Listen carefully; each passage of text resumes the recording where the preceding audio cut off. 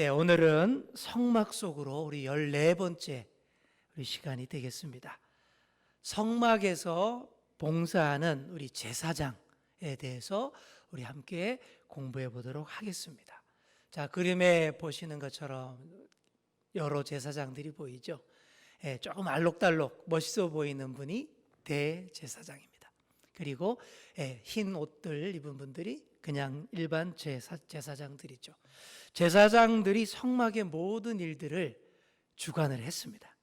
주 업무가 하나님께 제사 예배를 주관하는 일이고, 또 그 외에 하나님을 섬기는 것과 관련된 모든 일들, 성막 성소 안에서 이렇게 관리해야 하는 모든 일들, 그리고 백성들을 주관하고 영적으로 가르치는 일들을 다 감당했습니다.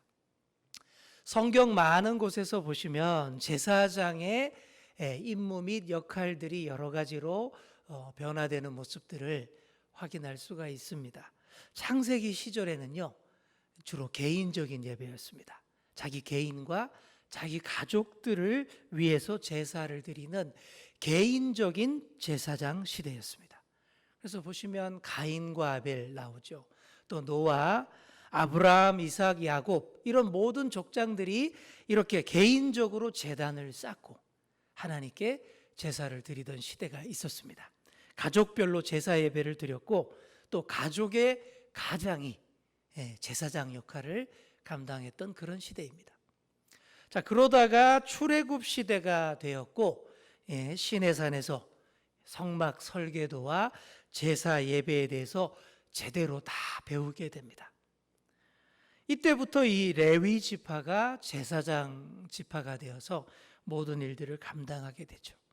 이런 레위 지파의 제사장 사명이 신약 시대에 예수님 당시까지 그렇게 계속되었습니다. 그러다가 이제 예수님께서 십자가 사건으로 영원한 대제사장이 되셨죠. 그렇게 하신 그때부터 이후로는 예수 믿는 모든 사람 누구나 왕 같은 제사장이다, 이렇게 만인 제사장, 바로 이렇게 되었던 것이죠.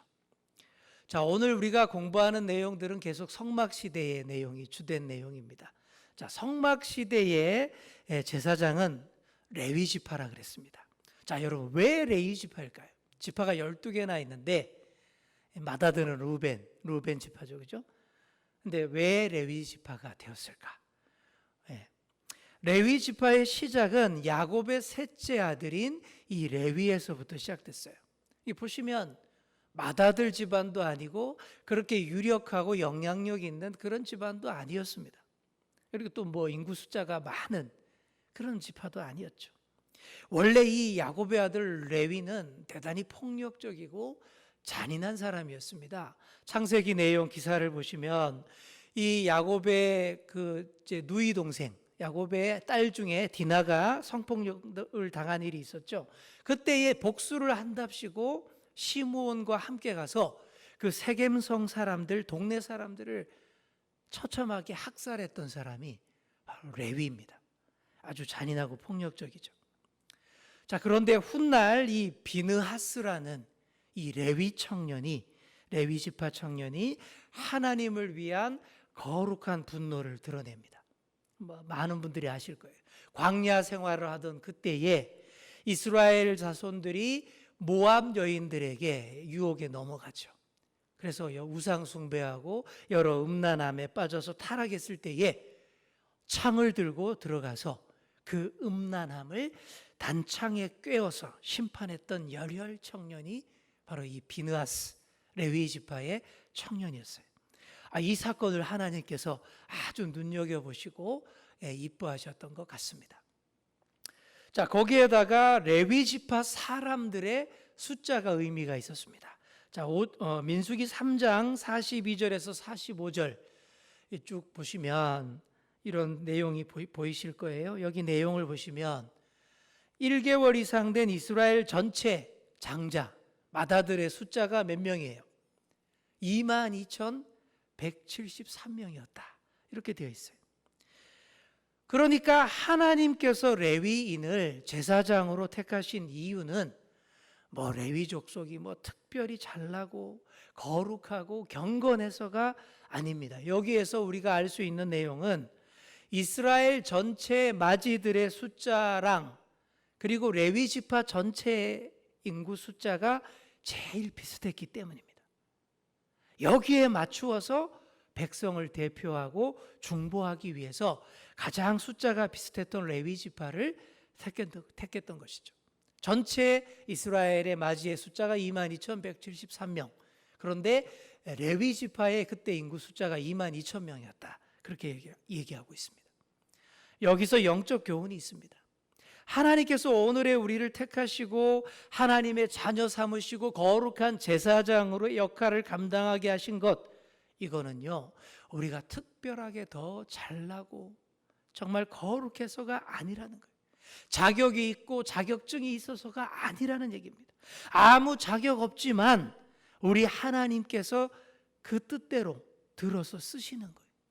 전체 백성들을 대표하기 위해서 계수하시고 정리된 숫자 안에 내가 들었을 뿐입니다. 여러분, 이것을 우리가 알아야 합니다. 그래야 겸손하게 섬기는 하나님 나라 백성이 될 수 있습니다. 그래야 영적 교만함을 벗어버릴 수 있어요. 영적 교만함으로 이웃을 힘들게 하고 함부로 예언자랍시고 폭력을 행사하고 소리 지르는 무레배 같은 그런 거짓 선지자들이 이 땅에 얼마나 많이 있습니까? 거기서 벗어날 수 있는 이유는 이런 겸손함을 가지는 것이죠.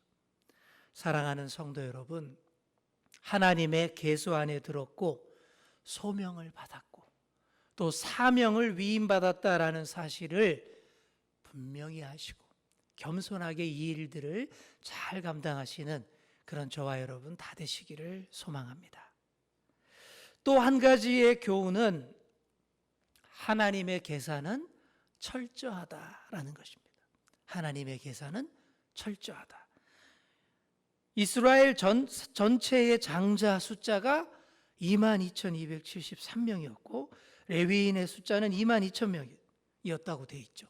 그러니까 하나님께서 손해보신 숫자가 273명입니다.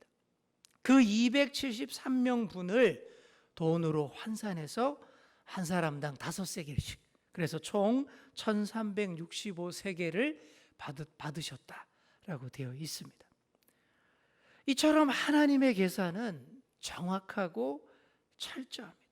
한 사람 한 사람의 생명에 대해서 철저하게 보시고 소중하게 여기신다라는 뜻입니다. 우리 같았으면 273명 뭐 끝자락 그냥 떼고 대충 퉁치고 뭐 이랬을 것 같은데, 우리 하나님은 이런 거 전혀 없으신 분이 우리 하나님이십니다. 한 생명이 천하보다 더 소중하다는 개념으로 우리를 대하시고, 그래서 생명의 속전을 받으시고 한 생명도 소홀히 되지 않도록 지키시는 분이 우리 하나님이시고, 그런 하나님이 우리에게 제사장 역할을 맡기신 줄 믿습니다.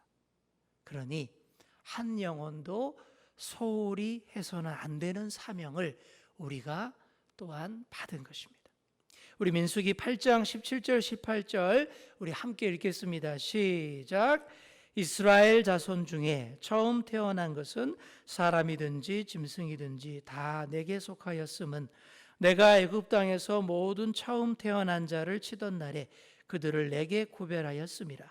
이러므로 내가 이스라엘 자손 중 모든 처음 태어난 자 대신 레위인을 취하였느니라. 아멘. 택함 받은 자에게는 오로지 감사와 찬양이 있을 뿐입니다. 내가 잘나고 능력 있고 자격이 있어서 하나님 자녀 되고 왕 같은 제사장 된 것이 아닙니다. 오로지 하나님의 은혜요, 하나님의 주권임을 다시 한번 기억하시는 그런 여러분 다 되시기 바랍니다. 자, 이제 하나님의 은혜로 제사장이 되었으면 그러면 우리가 어떻게 살아야 할까요? 아무렇게나 대충 내 하고 싶은 대로 그렇게 살 수가 없습니다. 제사장이 맡은 일은 정말 거룩하고 존귀한 것이기 때문에 우리가 정말 겸손하게 또 두렵고 떨리는 마음으로 감당해야 합니다. 천국 가는 그날까지 제사장의 자세로 살기 위해서 계속 자신을 쳐서 주님께 복종하는 그런 삶을 살아야 합니다. 그게 바로 우리 그리스도인들이 살아야 할 제사장적인 삶의 자세입니다. 이 시간 제사장의 자세 우리 몇 가지로 살펴보도록 하겠습니다. 먼저 제사장은 하나님의 부르심, 즉 소명을 받은 자세로 살아야 합니다. 소명받은 자세로 살아야 한다라는 것이죠. 특별한 일을 위해서 하나님의 부르심을 받는 것을 소명이라고 합니다. 최초의 대제사장 아론과 그의 아들들인 제사장들 모두가 바로 이런 소명을 받았어요. 부르심을 받았습니다. 출애굽기 28장 1절이 바로 그걸 말하고 있죠.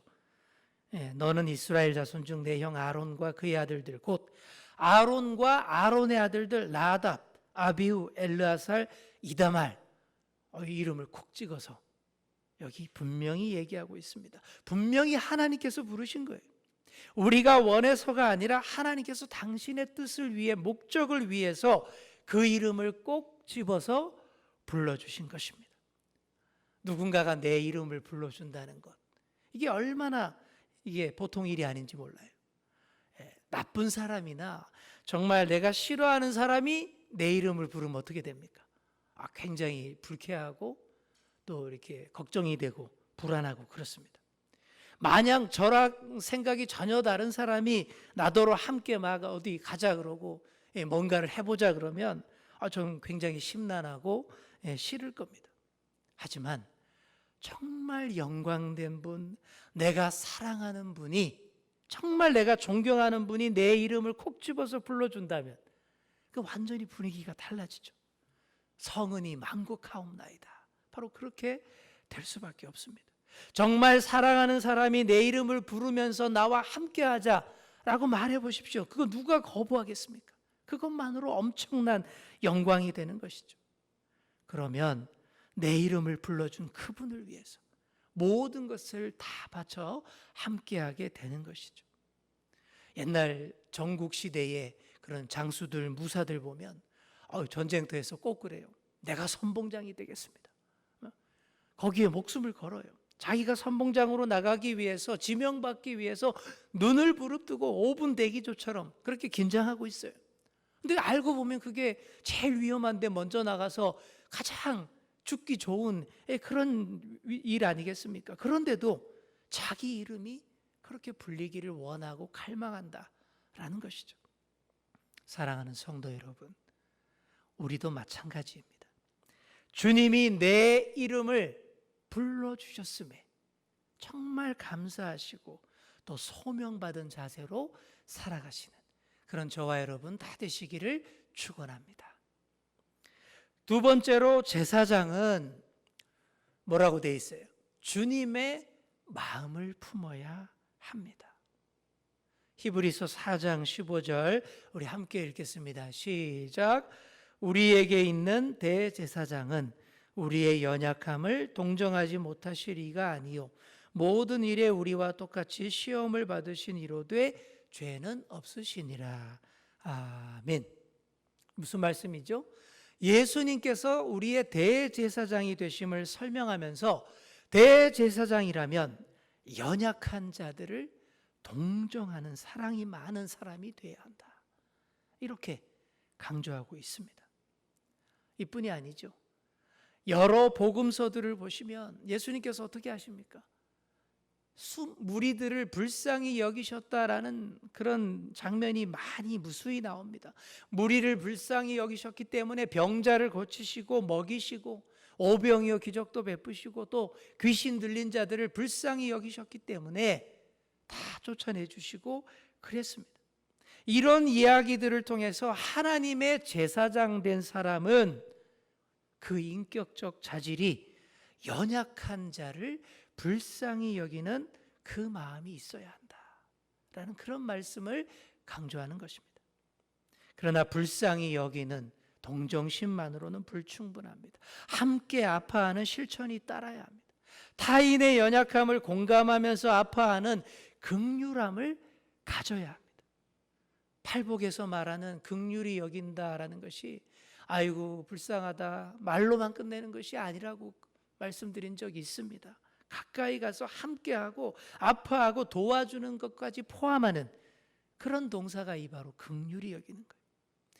제사장은 하나님과 사람 사이의 중보자가 되는 것입니다. 그러므로 우리도 예수님처럼 모든 사람들을 불쌍히 여기고 용서하고 그들을 위해 십자가를 지는 그런 자세로 살아가는 삶이 꼭 필요합니다. 그렇게 연약한 자를 동정하고 그의 연약함들을 용납하는 그런 진정한 제사장들이 다 되시기를 소망합니다. 그리고 제사장은 성결해야 합니다. 제사장은 성결해야 합니다. 여기 그림에도 보이시죠? 제사장의 머리에 쓴 두건에 붙인 패, 그걸 그림으로 보여주고 있죠. 여기 보시면 이 머리에 쓴 관에는 여호와께 성결이라는 글자가 새겨져 있었습니다. 제사장은 몸과 마음을 항상 성결하게 깨끗하게 구별해야 했습니다. 그래서 모든 더러운 것들과 철저하게 멀리하도록 그렇게 되어 있었어요. 그래서 시체 같은 건 아예 만질 수도 없었고 심지어 자기 부모의 시신에도 가까이 할 수 없었습니다. 이 정도로 제사장은 몸을 성결하게 유지해야 했습니다. 그리고 결혼도 아주 성결한 여성만을 취하도록 했습니다. 자기 육체를 성결하게 보존하여서 하나님 보시기에 정말 부족함이 없고 모든 백성들이 따를 수 있도록 그렇게 해야 그게 진정한 제사장 아니겠습니까? 제사장은 당시 최고 지도자 아닙니까? 그럼 당연히 이런 모습 갖춰야 됩니다. 성결해야 참 제사장이고 참 지도자입니다. 거룩하고 깨끗한 삶을 살아야 그래야 사람들이 따릅니다. 미국도 그렇고 우리나라도 이런 일들이 많아요.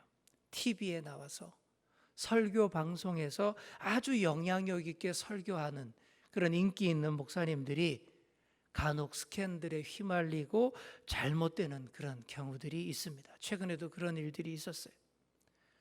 그러면 누가 그 사람 말을 듣겠습니까? 그런 일들 많이 있잖아요. 정말 엄청난 인기와 영향력을 누리던 설교자가 그렇게 수많은 성도들을 거느리고 정말 그 말씀으로 양육하던 설교자가 어느 순간부터 제사장다운 그런 거룩함을 드러내지 못할 때에 문제가 나는 거예요. 성도들과 부적절한 잘못된 관계에 처하게 된다든지 이런 일들이 있을 때에 정말 그 제사장직이 무너지는 거예요.